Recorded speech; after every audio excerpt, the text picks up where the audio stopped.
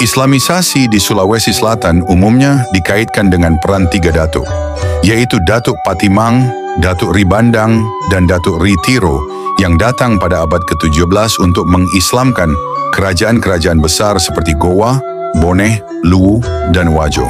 Namun berbagai temuan sejarah dan arkeologis menunjukkan bahwa Islam telah hadir di wilayah ini jauh sebelum kedatangan mereka. Salah satu tokoh yang diduga membawa Islam lebih awal adalah Syekh Jumaidil Kubro, atau dikenal juga sebagai Syekh Jamaluddin Akbar Al-Husaini. Ia merupakan seorang ulama besar yang berperan penting dalam penyebaran Islam di Nusantara, termasuk di tanah Bugis. Jejak dakwahnya menunjukkan bahwa Islam telah masuk ke Sulawesi Selatan setidaknya sejak abad ke-14. Syekh Jumaidil Kubro lahir pada tahun 1310 di Malabar, yang saat itu berada di bawah kekuasaan Kesultanan Delhi, India. Ia berasal dari garis keturunan Nabi Muhammad SAW sebagai bagian dari generasi ke-6. Ayahnya, Ahmad Shah Jalaluddin, merupakan seorang gubernur di wilayah tersebut. Dalam perjalanannya, ia pernah menjadi Sultan keempat Kesultanan Islam Nasarabad di India Lama. Namun setelah masa pemerintahannya berakhir, ia memilih meninggalkan tahta untuk berdakwah dan menyebarkan Islam ke berbagai wilayah, mulai dari India, Kamboja, Nusantara, hingga akhirnya ke Sulawesi Selatan. Beberapa literatur menyebutkan bahwa Syekh Jumaidil Kubro memiliki keterkaitan dengan Tarekat Kubrawiyah yang berakar dari ajaran Sayyid Ali Hamadani. Menurut penelitian Martin van Brunesen, tarekat ini memiliki jejaring luas yang berperan dalam penyebaran Islam ke Asia Tenggara. Beberapa tokoh besar penyebar Islam di Jawa, seperti Wali Songo, juga diyakini memiliki hubungan dengan jaringan dakwah yang sama. Syekh Jumaidil Kubro memulai dakwahnya di Nusantara dengan singgah di Tanah Jawa. Ia mendirikan pusat-pusat pendidikan Islam dan pesantren di berbagai daerah, yang ditandai dengan keberadaan petilasan yang tersebar di Gunung Jali, Bojonegoro, Terboyo, Semarang, Turi, Yogyakarta, hingga Sentonorejo, Mojokerto. Dari Jawa, ia melanjutkan perjalanan ke Aceh, lalu menyeberang ke Sulawesi Selatan melalui pelabuhan Bojonepo, Kabupaten Baru. Bersama 15 orang rombongannya, ia menuju Wajo, yang saat itu masih berupa persekutuan masyarakat Bugis dan belum memiliki struktur kerajaan resmi. Setibanya di Wajo, Syekh Jumaidil Kubro mulai berdakwah dengan pendekatan persuasif. Salah satu tokoh pertama yang ia islamkan adalah Lama Dusila, seorang pemimpin berpengaruh di wilayah tersebut. Diperkirakan, Islam mulai dikenal di Wajo sekitar tahun 1320, jauh sebelum kerajaan Wajo secara resmi berdiri. Bahkan, ketika Latenri Bali diangkat sebagai Arung Matoa pertama, 1399, Islam sudah dianut oleh sebagian masyarakat, meskipun belum menjadi agama resmi kerajaan. Keberadaan Islam di Sulawesi Selatan juga diperkuat oleh interaksi masyarakat Bugis dengan para pedagang Muslim dari luar, seperti Gujarat, Arab, dan Melayu. Sebagai komunitas maritim, orang Bugis sering berinteraksi dengan pedagang dari berbagai wilayah, sehingga ajaran Islam mulai menyebar secara alami melalui perdagangan dan pernikahan. Meski Islam telah dikenal sejak abad ke-14, baru pada 22 September 1605, Islam diresmikan sebagai agama kerajaan di Sulawesi Selatan. Hal ini terjadi setelah Raja Goa ke-14, I Mangarangi Dengman Rabia, memeluk Islam dan bergelar Sultan Alauddin. Setelah masuk Islam, Sultan Alauddin mengajak kerajaan-kerajaan lain seperti Boneh, Wajo, dan Sopang untuk mengikuti jejaknya.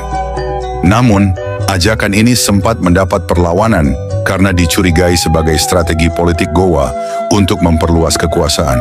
Hal ini memicu perang yang dikenal sebagai Musuh Seleng.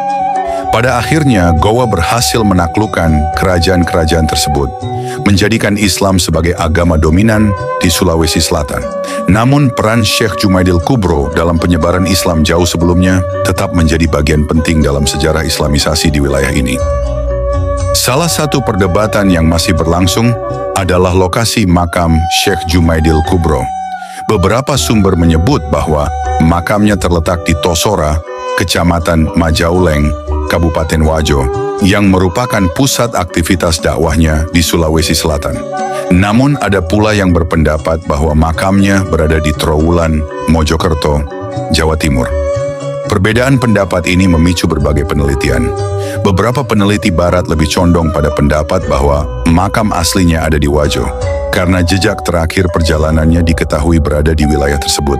Terlepas dari di mana ia dimakamkan, yang tidak bisa disangkal adalah peran besar Syekh Jumaidil Kubro dalam penyebaran Islam di Nusantara, terutama di Sulawesi Selatan. Syekh Jumaidil Kubro adalah tokoh penting dalam sejarah Islamisasi di Sulawesi Selatan. Bahkan sebelum kedatangan Teludatu pada abad ke-17, melalui perjalanan dakwahnya dari India, Kamboja, Jawa, hingga Wajo, ia menanamkan benih Islam lebih awal di tanah Bugis. Meskipun Islam baru diakui sebagai agama kerajaan di Sulawesi Selatan pada abad ke-17, jejak sejarah menunjukkan bahwa Islam telah hadir sejak abad ke-14 atau bahkan lebih awal, baik melalui jalur dakwah ulama seperti Syekh Jumaidil Kubro maupun melalui interaksi perdagangan. Dengan demikian, proses Islamisasi di Sulawesi Selatan tidak terjadi dalam satu gelombang besar, melainkan berlangsung bertahap melalui berbagai jalur dan tokoh, termasuk para pedagang, ulama sufi, dan pemimpin lokal yang lebih dulu menerima ajaran Islam. Syekh Jumaidil Kubro adalah salah satu ulama besar yang diyakini sebagai leluhur Wali Songo dan memiliki peran penting dalam penyebaran Islam di Nusantara. Namun keberadaan makamnya menjadi perdebatan karena ada beberapa lokasi yang diklaim sebagai tempat peristirahatan terakhirnya. Dua di antaranya yang paling terkenal adalah makam Troloyo di Trowulan, Mojokerto, dan makam di Tosora, Kabupaten Wajo, Sulawesi Selatan. Makam Syekh Jumaidil Kubro di Troloyo, Mojokerto. Makam ini terletak di Kompleks Makam Troloyo, Desa Sentonorejo, Trowulan, yang dulunya merupakan ibu kota Majapahit. Lokasi ini dianggap sebagai salah satu pusat penyebaran Islam di Jawa, terutama pada masa transisi dari Hindu-Buddha ke Islam. Banyak peziarah dari dalam dan luar negeri datang untuk berziarah karena meyakini Syekh Jumaidil Kubro sebagai tokoh penting dalam Islamisasi Jawa. Makam di Tosora, Kabupaten Wajo, Sulawesi Selatan. Di Tosora, Kecamatan Majauleng, Kabupaten Wajo, juga terdapat makam yang diyakini sebagai makam Syekh Jumaidil Kubro. Wilayah Tosora sendiri merupakan salah satu pusat peradaban Islam di Sulawesi Selatan pada abad ke-17 dan diyakini memiliki hubungan erat dengan Kesultanan Islam di Nusantara. Adapun penjelasan perbedaan lokasi makam Syekh Jumaidil Kubro antara lain, kemungkinan nama yang sama. Bisa jadi Syekh Jumaidil Kubro bukan hanya satu orang, melainkan beberapa ulama yang memiliki nama serupa dan berperan dalam penyebaran Islam di tempat berbeda. Penyebaran Islam yang luas, Syekh Jumaidil Kubro disebut-sebut sebagai keturunan Rasulullah yang mengembara dari Timur Tengah ke Nusantara. Dalam perjalanannya ia mungkin meninggalkan jejak di banyak tempat. Makam simbolik tidak menutup kemungkinan bahwa salah satu makam hanyalah makam simbolik atau petilasan, bukan tempat pemakaman sebenarnya. Hal ini sering terjadi di makam tokoh-tokoh besar dalam sejarah Islam di Indonesia. Hingga kini, tidak ada bukti pasti yang menunjukkan lokasi sebenarnya dari makam Syekh Jumaidil Kubro. Namun baik di Troloyo, Mojokerto, maupun di Tosora, Wajo, makamnya tetap menjadi tempat penting dalam sejarah Islam di Nusantara dan menjadi tujuan utama bagi para peziarah.